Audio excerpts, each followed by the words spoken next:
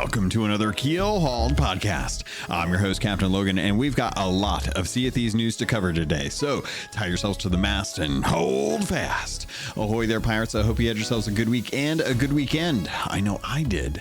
This week we have the new release for Sea of Thieves, and they are wanting to charge you more money for better audio. Now, this may come across as very tone deaf, but I can already hear the complaints. Between new Emporium content that's coming to the actual shops themselves, and Quick Swap making its return, there's a lot to talk about, so let's get into it. But before I get into any of that, I have to thank the patrons. They are the ones that went over to patreon.com to show their support for this content, and I want to make sure that I call them out every episode. So thank you to A-Chick, L-Cute, Balls, Blue Turtle V1, Captain Chonky, Captain Longsharts, Chateau Noof, Super Pack, Zombie Killer, Cosmic Johnson, Static Mirror, Crazy Frog, Davram TV, El Jefe Esteban, Godhammer 6, Carl Embo of Embo Family Gaming, Kylia the Aficionado, Elvin Vramir, Evil Morpheus, Space Admiral Ors, Xbox Mike 29, Rabid Raccoon, Regis Stella the Brony Pirate, Ribloid, Rustbelt Kid, Sea Leg Sam, Shoe Daddy 13, Skamelt 666, Tales of the Sea, The Demon Jester, Tommy D, TN Professor, Wailing Witch, Big Bad Pad, Mina Fairy, Heger Owl, Jeff H, Captain Duckweed, Evil Martha, Peter Miller, Rooski Doo, Thor Von Blitz, Luke Lore the Insipid Ghost, and Zam plays a lot of Destiny 2. Wow. All right, folks, that's it. And with it, let's get into it. All right, pirates. First on today's docket, let's talk about the patch notes that came in with this update. As always, we like to go over the patch notes when those come in and just make sure that everyone is aware of what's going on. So, as most of you probably already know or have experienced or maybe even tried out yourself, there has been improved weapon switching. Now, this is interesting from my perspective because I was under the impression that this was actually going to be something that was just for all weapons. It's something that I heard from many of the devs as they were talking about it. And the implication was always that it was dealing with ranged weapons. That was the thing that they were hoping to try and adjust. But I assumed that that included all weapons, as I didn't realize that there was something between a melee versus a ranged when it came to weapon swapping as far as the time frame goes. So it's interesting to read the actual patch notes in this case and say, when players switch between ranged weapons, the animation and switching times have been reduced, providing a snappier, more responsive experience when firing 2 shots. The time between firing 2 ranged weapons is now 1 second.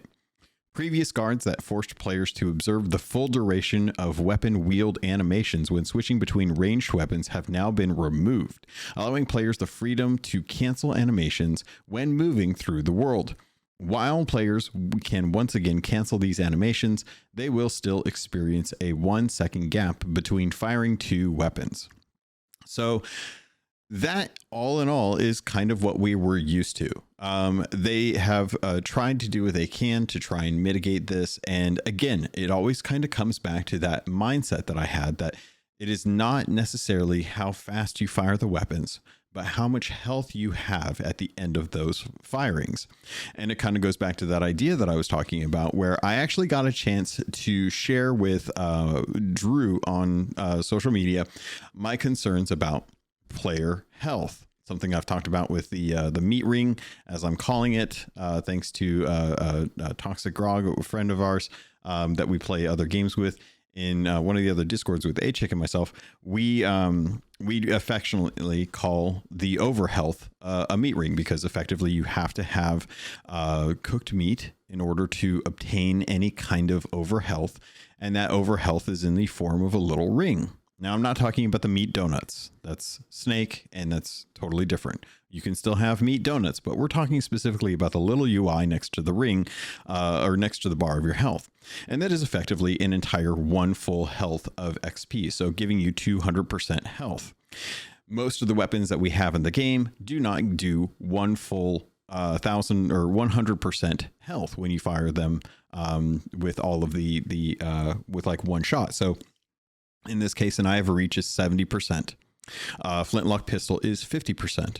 Other weapons have varying things, but for all intents and purposes, it still requires at least 2 shots from a ranged weapon to be able to kill a pirate from 100 to 0%.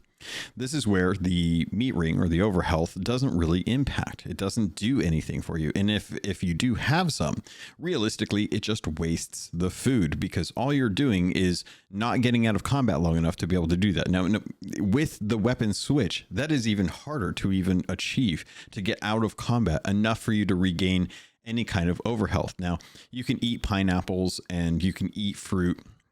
That will help instantly get you your health back.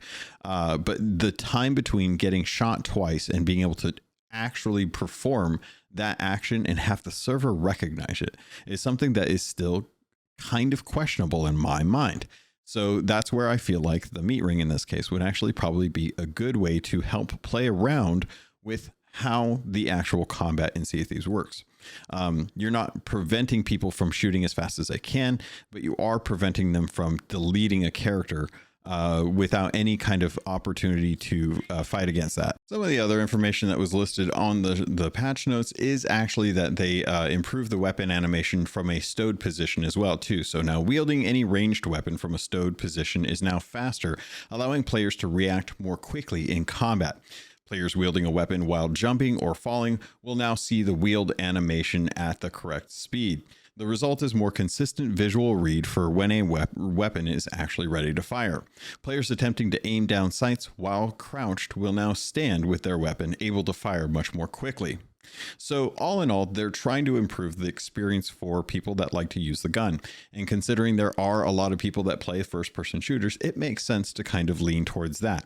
Whether or not that falls within the pirate fantasy is up to you and how you decide to play. But at the end of the day, this is going to improve things for people that like to use guns, especially when they have been targeted the most, considering that a lot of people have figured out how to do weapon animation cancels. If the gameplay doesn't feel quite right, then I think there's other areas like I've talked about just previously that can be addressed without necessarily punishing guns as the result. All in all, I think it's going to be interesting to kind of find out how things go in the future with this. But at the end of the day, I'm glad that Rare has thought a lot about looking at what the community is asking for, seeing if that's something that's going to actually improve the health of the game and the reputation of it, and just kind of give players something that they've been asking for a while. I think there's other changes that they could make in the future, but we'll have to kind of see how things play out. And as always, it's always good to kind of let things settle and find the meta before going right back in to change things, unless it's just complete outcry from the community and everyone hates it. That's definitely one of those things where you want to take a look at it and see, okay, should we prioritize this over something else at the moment? But at the moment, I imagine that they're probably still trying to push out the fixes and stuff going on with season 18. Next on today's docket, let's talk about the extended load times. Now, this is something they've talked about in the past videos where they've wanted to address what it is that is actually causing the long loading times. And they haven't quite given us a whole lot of information, but they have said that it has dealt with hardware. So here's some of the issues that they've talked about and how those are going to be improved with this update. So they say addressing extended loading times. Improvements have been made to how players load back onto their ship after leaving the Ferry of the Damned or when traveling large distances using a mermaid.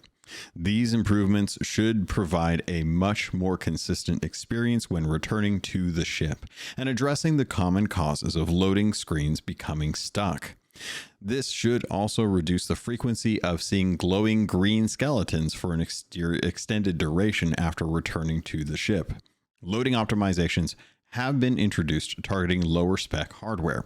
These should improve the load times experienced on lower spec console, PC, and handheld devices. Okay, so effectively what they've done is they've tried to go in and optimize how the game loads you back into your position on your ship when you come from long distances or from the Ferry of the Damned as a result of, you just being really, really far. This is always one of those issues where it's funny because the default skeleton in the game, which It's kind of like a way for them to make sure that something is not looking right. Some games I think do like checkered boxes to kind of say like, oh, this is an issue. A funny anecdotal story about World of Warcraft in Sepulchre, which is an undead area of the world where a bunch of zombies live, and that's their kind of home. They used to use pink lights as a way to show when there is a missing asset, whether it's a lighting tool or something like that. It was kind of a heads up for the devs to be like, hey, that's a pink light. You should probably not leave pink light in game. That's a little weird to leave pink light in Lantern. Well, they didn't. They forgot about it, and it just became part of the world as it was, and everyone just kind of accepted, oh, okay, it's a pink light. I guess that's how that is. So they had to leave it in when they went back to do the classic mode. With Sea of Thieves, I've always thought, and I could be wrong about this, that the green skeleton is a way to identify green skeleton players away from white skeleton character like NPCs. Because they're, for all intents and purposes, when the game first came out, they didn't have colored skeletons. There weren't any glowy green ones from the Fort of the Damned. There weren't any different colored ones like the Order of Bone and Blade or the Obsidian skeletons. You know, it was all just normal skeletons, just plain pale bones like you would expect from a normal skeleton. So the green one was kind of to call out and be like, yeah, that's a player. That's a player who didn't get their skin loaded in properly. And as a result, everyone is kind of used to seeing the green skeletons. Now, I have seen some horror things in my time in playing this game where I have seen a pirate that has their pirate and they don't have clothes, but they have a green skeleton skin just badly, like it looks like it's tattooed onto them. It was horrifying. It was not pretty. It was scrunched up. I was like, oh my, you poor thing. That is not whoever the mermaid that brought you back was most definitely drunk, or the ferryman has lost control, because that is horrifying. That is nightmare fuel. So they had to die and go back and check and see if it actually loaded back in, and it did, so it was fine. The interesting thing about this is, I guess, the committal to helping with lower spec hardware. And the reason I bring this up is because I would argue that most of the player base all consider consoles like the Xbox One. And I'm not talking about the X, because there is an Xbox One X, and it is a pretty good console. It still does fairly well. You can still play 4K games at 60 frames per second on that console. Heck, you can play, if you had the opportunity, you could play 1080p at 120 on that console, and it would probably handle it fairly well. It might need to drop down resolution, be dynamic, but you could do quite a bit with the Xbox One X from last generation. We're not talking about that. And maybe we could include that just due to the nature of the actual SSD. I myself used to love having a flash drive, a little SSD flash drive, the little thumb drives. Getting like a 2 to 8 terabyte, or no, I think it was, let me think now before I just start throwing out numbers. I want to say that it was at least one, it was either 500 gigs or 1 terabyte. It was a pretty chunky bad boy, because I had Sea of Thieves and I had Call of Duty on there. And those were the two games that I had there. And I would pop that little thing into the back of my Cyberpunk limited edition Xbox One X, and I would be able to boot Sea of Thieves off of that. And the load times compared to the internal hard drive were vastly better than what they had. The little platter 7200 RPM hard drive that's in the old school consoles, last generation of consoles. It's insane just how much better that was working off the SSD, to the point where I was like, if you guys have this and you're having issues, you might want to consider going and getting a thumb drive, because it's a lot nicer, trust me. But going back to this, there are still Xbox One consoles out there, believe it or not. And there's even Xbox One S's out there. There's the Xbox One S all digital edition, which is affectionately called the Xbox SAD, because it is. But for all intents and purposes, those are still running off of some older hardware and some pretty low end hardware. And not to say that they are the only people out there, because there are in fact people out there running on older laptops, on older PC hardware, and they may still have SSDs or NVMe's, but for whatever reason, the processing, the graphics of that are not high enough to be able to render in and stream in that data fast enough to prevent these loading screens from locking up. So this update is targeted towards that, to help kind of address that. And I guess the hope here is that eventually we will get to a point where folks will move up in their hardware. They will upgrade to higher things, and then Rare can take a look and see, much like they did with the PlayStation 5, and decide, is there a point where there is a hard cutoff for the game? Now, Sea of Thieves, for all intents and purposes, is all based on server structure. The Azure servers are the things that stream in the islands, that stream in the ships. There's a lot of stuff that is just being done on the server side. So a lot of the processing that gets done on the hardware side of the connection is not too bad. It's not as much of a strain as I think a lot of people assume it is. And it is still kind of weird that the Xbox One is still a very kind of a supported console at this point, much like the PlayStation 4 is. But I think at this point, we're now, 2025? So we're now 5 years into this generation. Most console generations last, I'd say, probably around 7 to 8 years now. There's already conversations going on in the vast console area that the next gen consoles are coming, and they're expected in about 2027, 2028, which is surprising to me, because by the time 2028 rolls around, Sea of Thieves will be celebrating its 10-year anniversary, which really does kind of give them that opportunity to say, hey, we have not made Sea of Thieves 2. Everwild is a project that got shut down. All we can truly do is double down on Sea of Thieves. Either that, or we put Sea of Thieves into maintenance mode and we start working on a new game with a different team, which they could feasibly do. But given the amount of time that they've spent on Everwild, how that project didn't pan out, and it was eventually canceled as a result of the long development cycle without any kind of like showable progress, it will remain to be seen what the future of Sea of Thieves is with their current systems structure. And as a result, will they get to a point where they have to actually discontinue support for older hardware, especially if Xbox is mandating that all games that are currently active, games as a service, have to try and support the last generation and current generation only, which would then cut off all of the Xbox One and leave the Xbox Series S and X as the current quote unquote last generation. So it'll be very interesting, because I can imagine in the time right now that there are a fair amount of Xbox One consoles out there, whether they're the S or the original, the VCR or the X, that a lot of people are playing Sea of Thieves in different countries, or just in the United States in general. All around the world, more and more people probably still have older consoles, and they're working. They're doing exactly what they need to. Case in point, the Apple TV that I have in my bedroom is hooked up to a dumb TV. It's a smart TV, but it's not that smart. We don't really need to talk about it, but let's just say the old Apple TV that I have is still probably better than the TV's OS. But that Apple TV is really, really old. It's before they had a 4K version, and it still has the stupid bad touchpad in there when they first took away the dials. And for all intents and purposes, I absolutely hate it. And I'll probably end up getting a Roku in the future. But it is one of those things that it still does its job. It gets to Netflix. It gets to, what do I watch? I don't know, Tubi. I love Tubi.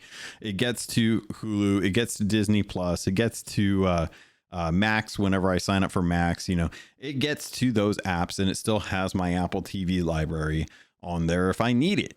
So it works. It does what it needs to. It provides the content. And yeah, it's slow. Yeah, it locks up. Yeah, it takes a while to get things going, but I can still enjoy the content that I need to from it. And I just, it's not it's not necessary. It still works. And I think that's part of the trouble is that technology is moving and progressing at the rate that it is, that if you have older hardware, you are being left behind. Eventually, your hardware will become the niche compared to the vast majority of content. Back when the game came out in 2018, towards the end of the life cycle for the Xbox One, they were kind of using the Xbox One as their baseline. They'd been building off of that architecture. So that's where the architecture has sat. But that's not necessarily where the game sits now. The game has had a vast number of improvements. They have done the Xbox Series X versions of it. They've updated and iterated on the Unreal Engine 4 to include optimizations for that engine. They haven't gone to Unreal 5, which is a little peculiar. But at the same time, I imagine that the way that their game is designed, it would be exceptionally hard for them to try and push it from Unreal Engine 4 with all of the updates and modifications that they currently have to a fresh version of Unreal 5 and still maintain the integrity of the files that they have right now. They could do with cutting out a whole bunch of stuff and moving everyone to a whole batch of new islands and say that the shroud has moved. We had to move with it. There was a mass exodus of the shores of plenty, the devil's roar, the wilds, and we had to all move south. And now the ancient isles is the most northern portion of the Sea of Thieves, and we have part of Merrick's, part of Golden Sands Outpost as like the top corner of the world, and we have Mermaid's Hideaway and like a couple in the and everything just went south, and now we have a vast new number of islands as they move from, say, Unreal 4 to Unreal 5, and they come out with a new version of the game that is going to support the next gen of consoles, as well as newer hardware subset, and cut out some of the lower end stuff. It's never easy to force people into faster hardware. It always feels bad to cut people off. But at the same time, if you're going to be moving with the industry, if you're going to be moving with the tools and stuff like that, you're going to have to find where you can get these concessions on hardware restrictions in the community and take a poll. Most people finally are starting to get to 4K TVs. I think I just got a deal on a 4K TV not that long ago for, I want to say it was like $250 for a Samsung TV.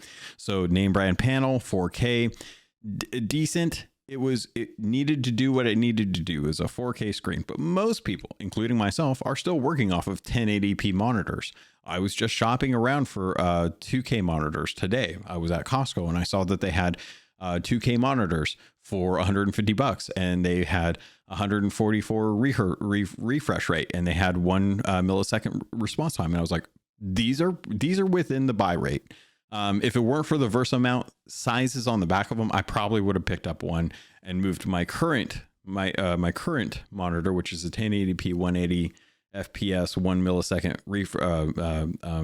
latency, over to my secondary panel and had the new 2K one as that, or the 1440p, depending on how you want to really like get into it. I'm not gonna fight anyone for what they want to call it, but I was gonna look for that. But we're getting closer and closer to the point where people are going to be able to get better monitors for cheaper, or at least upgrade their monitors for cheaper, which then comes in play with hardware. Hardware is going to upgrade as well too. Now, right now, the landscape for hardware is dire. Memory is at an all-time high as far as like costs go. Graphics cards are not bumping up in the incremental jumps as far as power and performance. A lot of graphics cards are now relying on AI emulation of frames to increase your frame rates by generated frames instead of actually generating the frames themselves. They're using AI to blend frames to try and give you that frame boost, so it's a little bit smoother, but without actually using the power of the graphics itself. Really weird that that's even a thing and everyone's actually okay with it, but it's strange. But for all intents and purposes, PC gaming is not leaping and bounding the way it used to. So a lot of people are hanging on to hardware a lot longer, as long as it works for all intents and purposes. So seeing Rare go in and address extended load times is nice to see that they are addressing that. But I do wonder how long they will continue to do so. as we get closer and closer to this 10-year anniversary of Sea of Thieves, when we will most likely see a jump from the current consoles, which is the Xbox Series X and S, to whatever the next generation consoles are.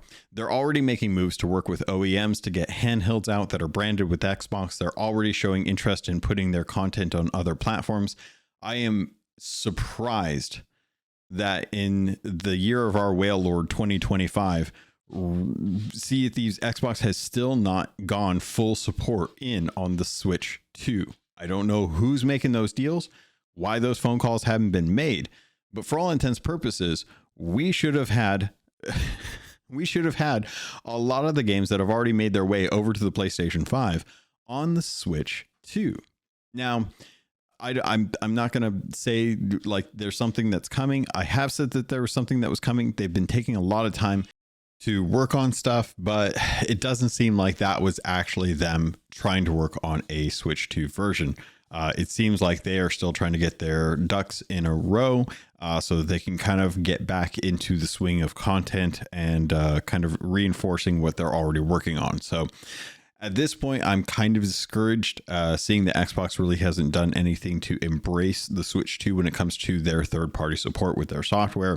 It seems like they want to be everywhere, but for whatever reason, that is not happening over with the Switch 2. So who knows if we are going to actually be able to see Sea of Thieves go into a different state of being when it comes to hardware or how that's going to work. But at the very least, it's nice to know that the devs are taking a look at the lower spec hardware and some of the issues that are still plaguing those things and making sure that they try to address those.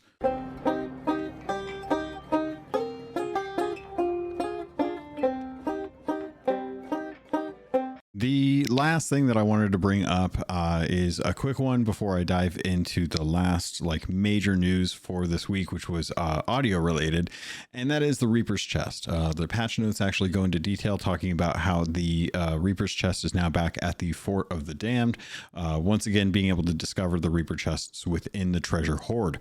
I'm glad that they did this. I know a lot of folks really didn't try to engage with the Fort of the Damned because not only did it not have the Chest of Fortune, but without the Reaper's chests, many folks were just looking at it as a way of having some loot. Oh, I got a noisy kitty. Hold on. Attention must be given. All right, cat has been sated and or shooed away. You'll never know. It's a Schrodinger situation. But I wanted to talk about the fact that the Fort of the Damned are now back in the playbook. You can now use these as a way to start getting Reaper's chests if you're working towards those commendations. I'd be curious to hear from a lot of folks who have a lot of the Chest of Fortune and Reaper chest and Reaper bounty commendations that they're working on. Is this something that you're still happy with? Are you engaging with it actively? Is it something that you think about on a regular basis or something that you're working towards? Generally curious because it continues to go up in grades with each update, with each season. And I haven't really talked about too many people like whether it's a good thing or a bad thing as these continued updates. Is it too high of a bar to get the ones that you need for the update? Or is it just right? Does it need to be more? I know there's plenty of people on all sides of this, but I'm genuinely curious if this is one of those things that folks are still actually like looking forward to doing with each update. So let me know down in the comments or in the Discord, is the Reaper chests and the Chest of Fortunes, are those things something that you look forward to the next bump up in grade when it comes to the commendations with each season?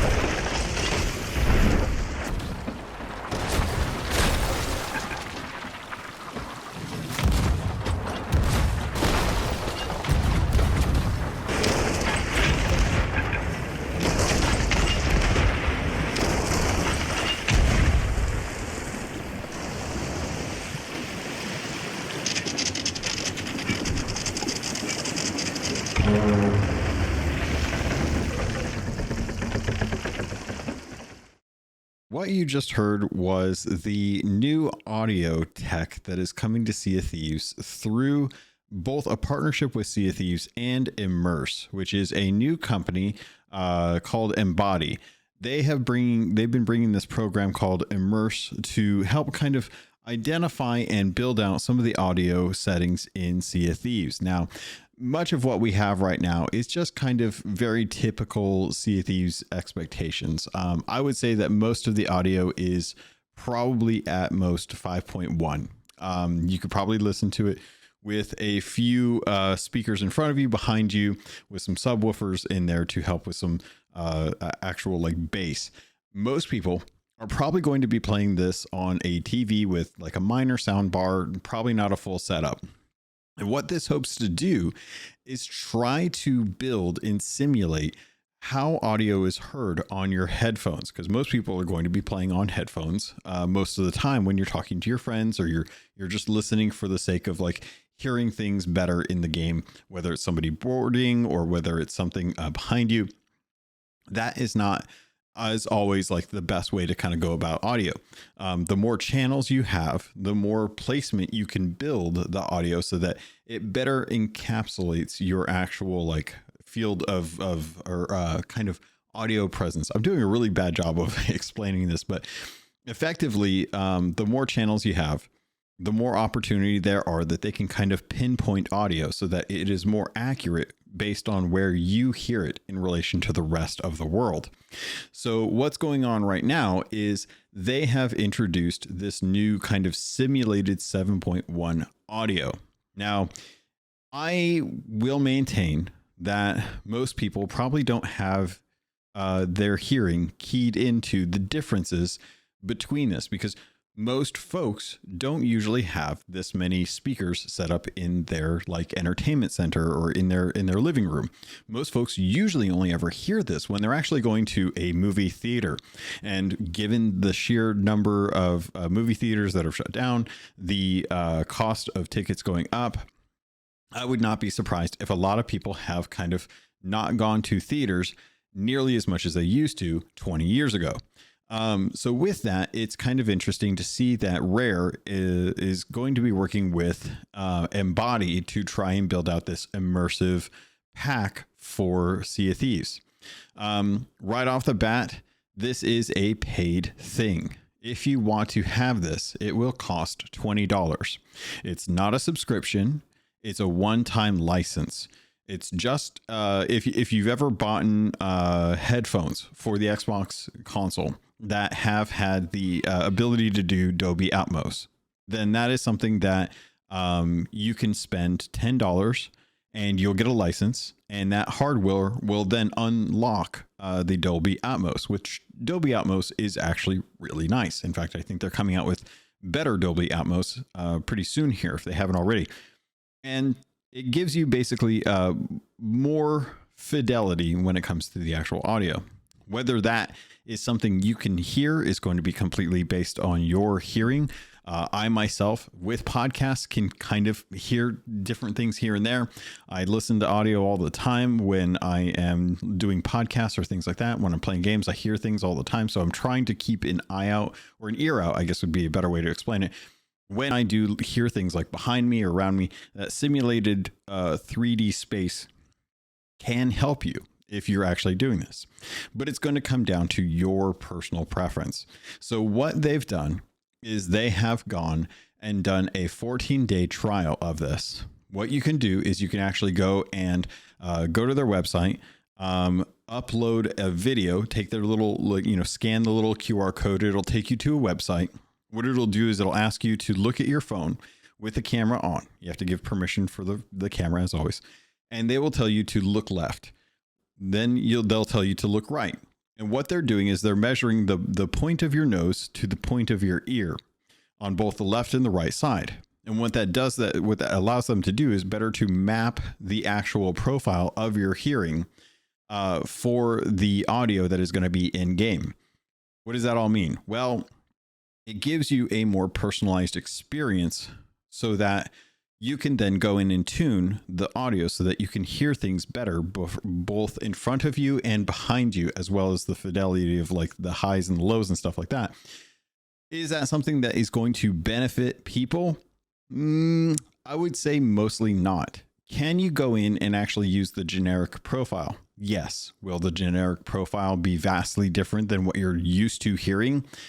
Well, I would argue if you listen to the clip before, and you could tell that there was a difference between the two bits of audio, and you think you know which one is the actual immersive or not, then I'll tell you right now that when you first hear it, the immersive tech is off.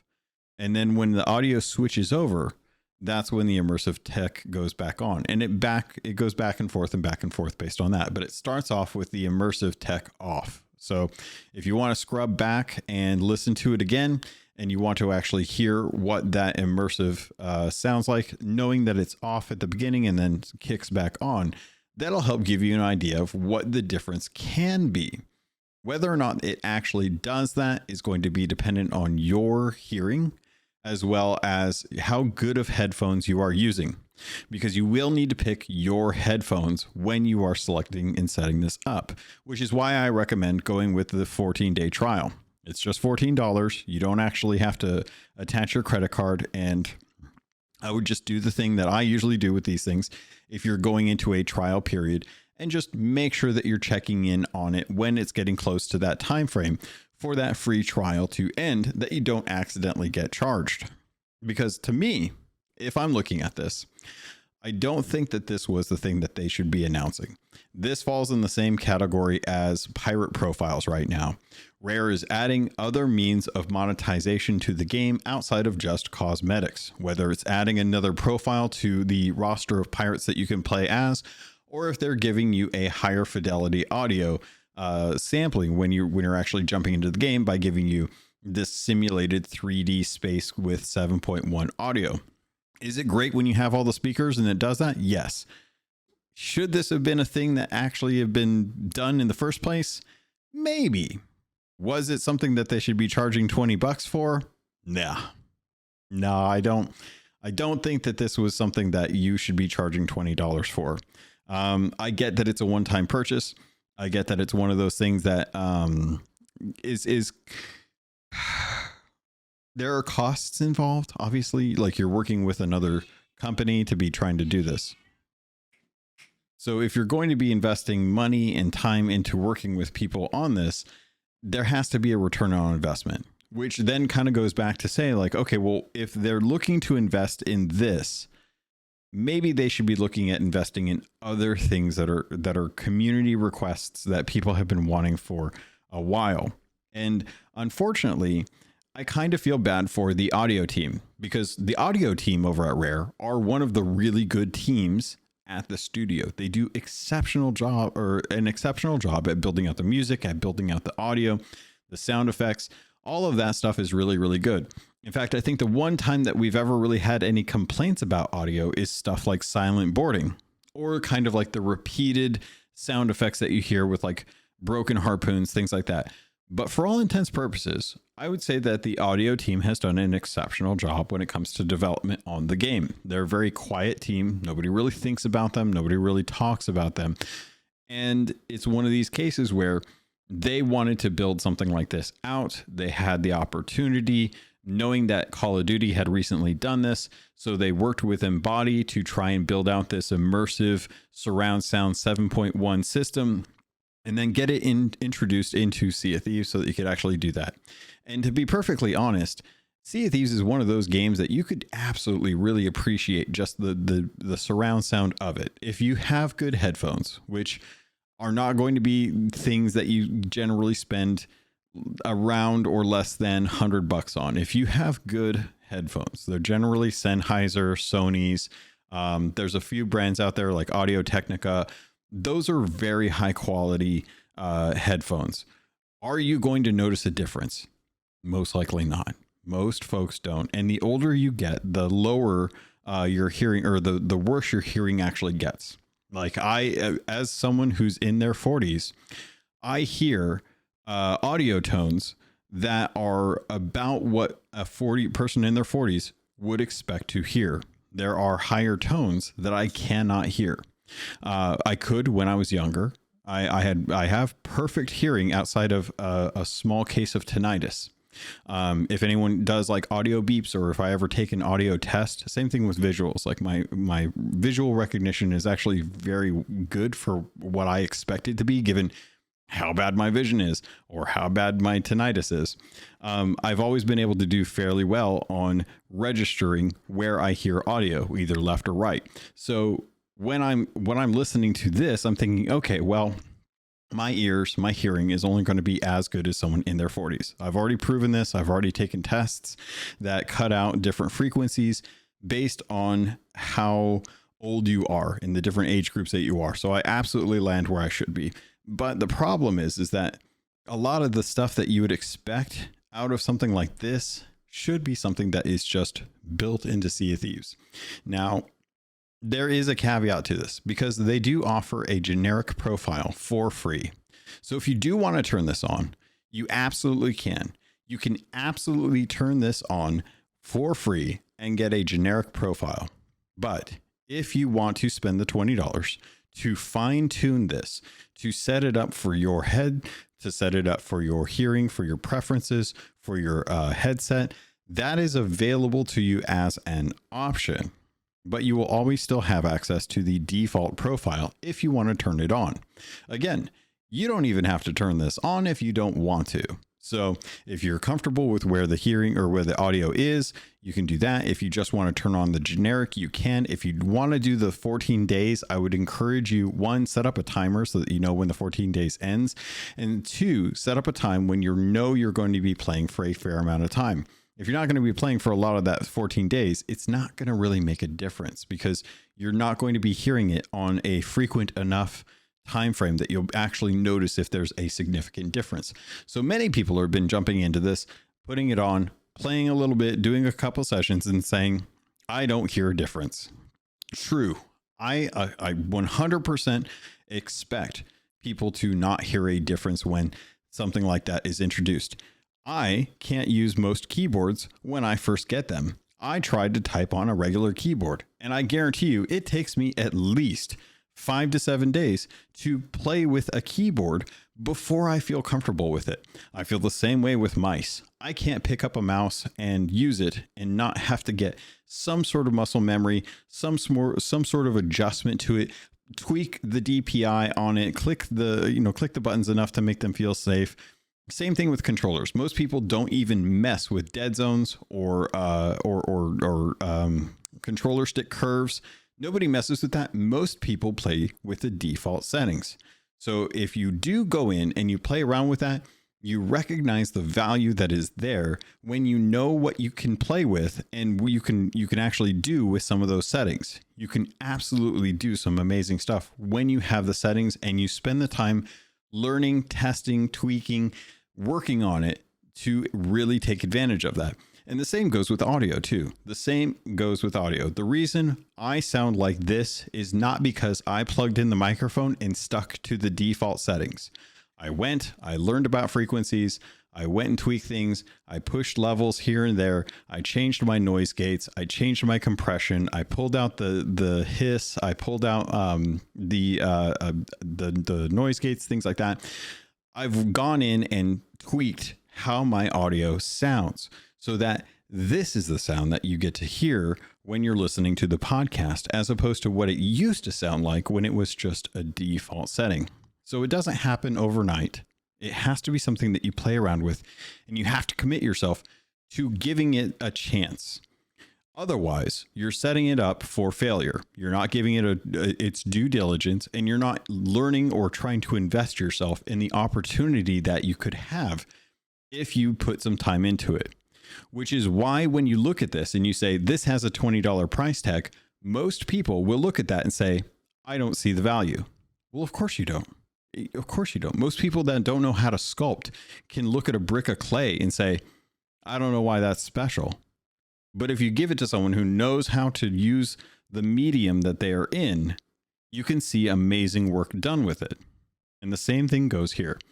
Do I think this was the thing that Sea of Thieves should be promoting right now? No. After delaying season 18, bringing back quick swap, having a whole slew of season 17 that feels very light as far as content, with some good updates here and there, just light things here and there that they're just not hitting right, as well as adding additional revenue streams with the pirate profiles, and then saying that they're going to come out with like fleets in safer seas and custom servers that they're going to start charging for.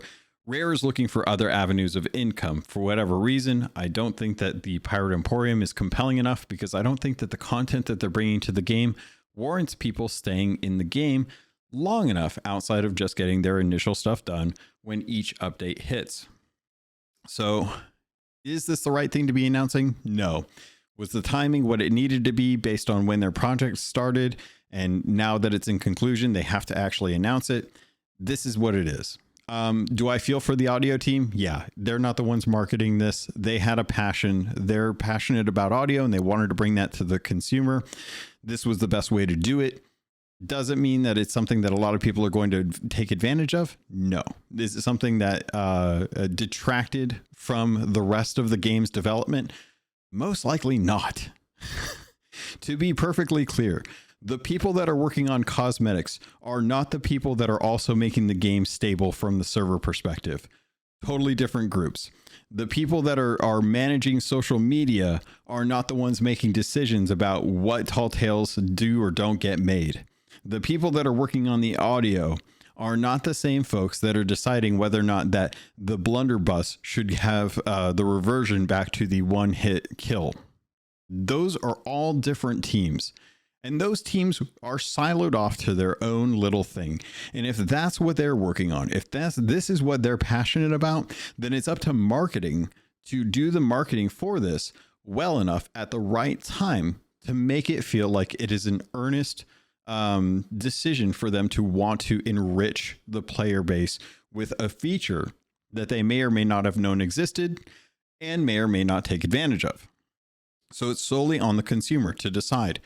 Do I give the 14-day trial a chance? Do I listen to the tech demos and try and identify what they're trying to do? Watch the videos, watch a couple videos on how to tweak the settings, ask questions, and start up the trial and decide if you like it. If you can't tell, then at least you can always use the default profile and see how that feels. Maybe try it for a week, switch it off, go back to the normal one. Try that for a week, switch it off, go back to the default profile. If you start to notice that difference between the audio and you start to feel like that is something that you want to get further in, maybe that's when you consider the $20. But for all intents and purposes, this is just another avenue for Rare to ask for money from their consumers. Whether they deserve it is up to the consumers, but the feature is there. Will I be doing it? No, I don't really see a need to do this. The audio that I have and the audio that I'm used to is good enough. I have the 14-day trial that I'm working on right now. As of right now, I can't say that the difference is discernible enough on a day-to-day with each of the different with each of the different sessions that I've done. I haven't really seen much of a difference, but I also haven't given it enough time. I want to give it the amount of time.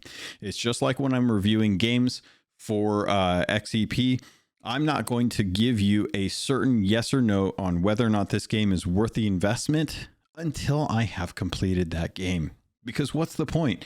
If I tell you the game's great and I've only played the first half and it goes to hell in the last half, I've done a disservice to you as someone trying to inform the consumer. So I am trying to let you know right now, the 14 days is going to be your trial for you to play around with. It was nice of them to give that. It felt very warranted as them wanting to try and make sure that they're giving players an opportunity to test it out, to play around with it, to see if they find the value. But the comments have been rough. I won't go into too many details, but it does feel like a lot of folks are looking at this and trying to understand why Rare would go in this route for announcements. And it makes sense coming from that perspective. It's one of those things that if you are looking for fixes to the game, if you're looking for content, if you're looking for reasons why the season was delayed, It's easy to take a look at this and see like, well, why are we having a season delayed? Why are we having trouble with content? Why are we having trouble getting fixes in the game when you guys are working on audio? And again, it goes back to that whole idea that one team is not responsible for everything on the entire game. They're responsible for the part of the game that they are working on. So I have seen that a lot of folks are making the comments that there hasn't been a big enough opportunity for them to really like discern the difference. A lot of people are saying that the audio is pay to win. I know that that's something that, you know, folks are kind of joking about that. You know, if you had this $20 immerse pack, then you'd be able to go ahead and actually hear people boarding the ship behind you. It's one of those things that it's just tough to sell, especially right now. Prior to, because I've been trying to keep an eye on like analytics to get a gauge on like where are people playing right now, what are people doing. So I've been watching a lot of Twitch. I've been watching a lot of the Steam database, and looking at the categories. It's, to me, it shows like, okay, well, Sea of Thieves has not been doing too hot when it comes to content, when it comes to like what people are watching.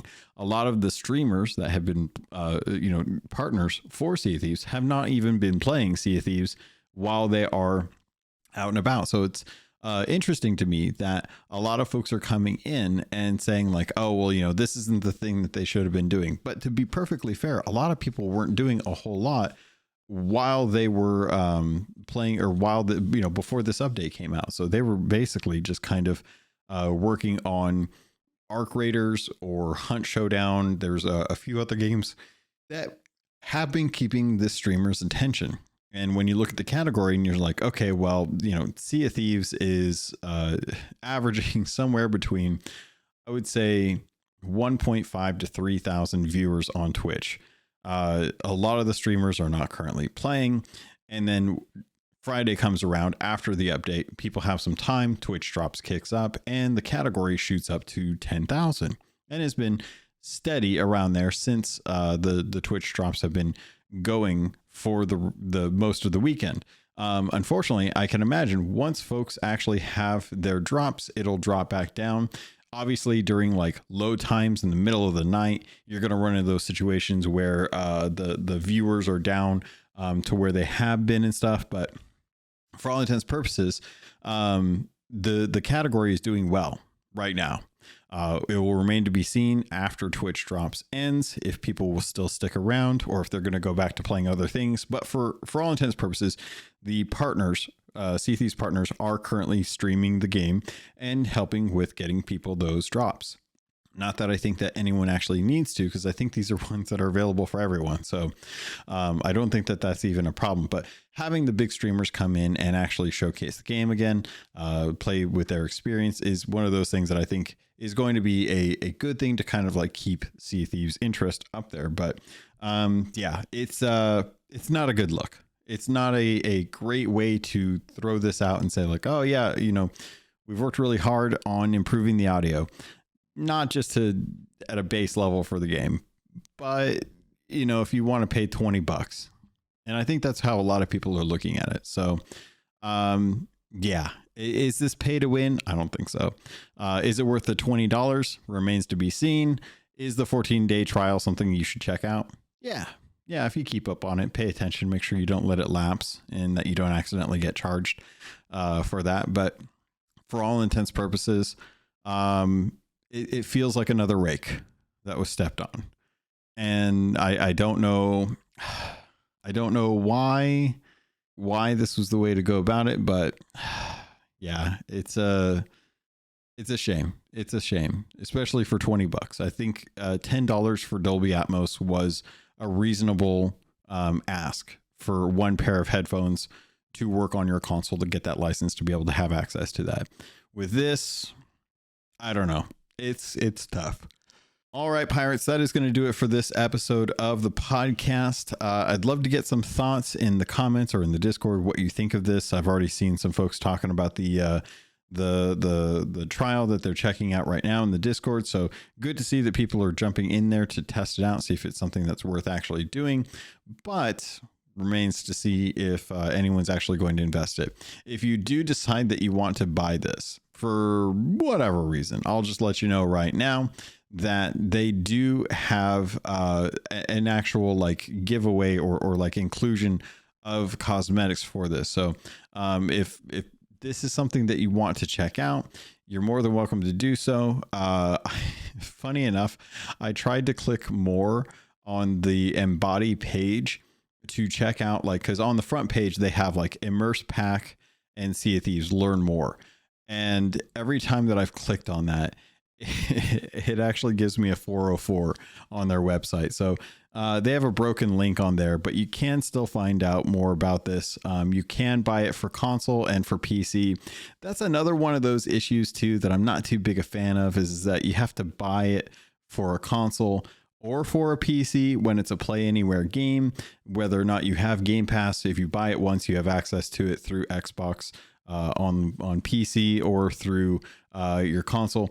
Here they have it broken down by Xbox, PS5, Steam, and Battle.net.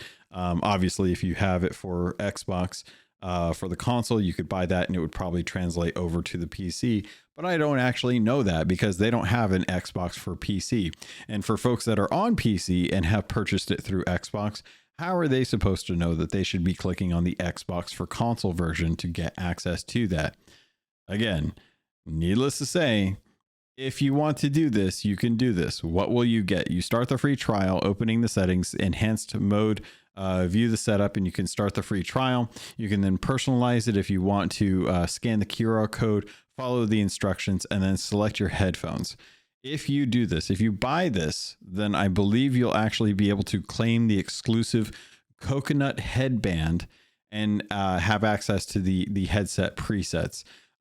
So if you wanted a $20 cosmetic that's going to be tied to better audio, you could have a coconut headband, which looks like it has a piece of wood as a headset band, and then have coconut halves over your ears with a little black bandana. It's yeah, I don't know that that's what I wanted to spend $20 for a cosmetic and audio preference. So I'll probably live with the default on this. But Pirates, I've been going on a long time about this. Let's wrap this up. So if you guys have any questions, comments, concerns, feel free to reach out. As always, you can always do so through the Discord. You can always send an email through CaptainLogun@gmail.com. I do read those. In fact, I'm actually going to pull up the email that I got recently, who was from one of the listeners, and asked if I was playing Destiny 2. Because they just recently got the game, would like to hear about it. I'll tell you right now, Destiny 2 is a fantastic game. They had a really bad Lightfall was the expansion that I really was not enthralled by. I have not played past Lightfall. So my experience with Destiny 2 has been from Beyond Light all the way up to Lightfall. I had a really good time with it. The Witch Queen was one of the best expansions I think I've ever played. For Destiny 2. Love the way that they've done a lot of changes for the game. I think they've improved a lot of stuff, but I do still think they're stumbling as far as their content delivery and just making a good reason or a good use case for having expansions. So have fun with it. There's a lot to get into. There's a lot to learn about Destiny 2 as well. So if you have any questions, I would definitely urge you to jump into the Destiny 2 channel, I believe, that is in the Discord server, and there should be some folks that definitely know a lot about Destiny 2, far more than I do. But yeah, if you guys want to have questions or anything like that sent in through email, I do get those, and I do try to add them to the list of things to talk about when it comes up to Sea of Thieves and stuff like that. So always feel free to reach out there. Otherwise, Pirates, I think that's going to do it. So thank you, I love you, and I look forward to sailing with you on the Sea of Thieves.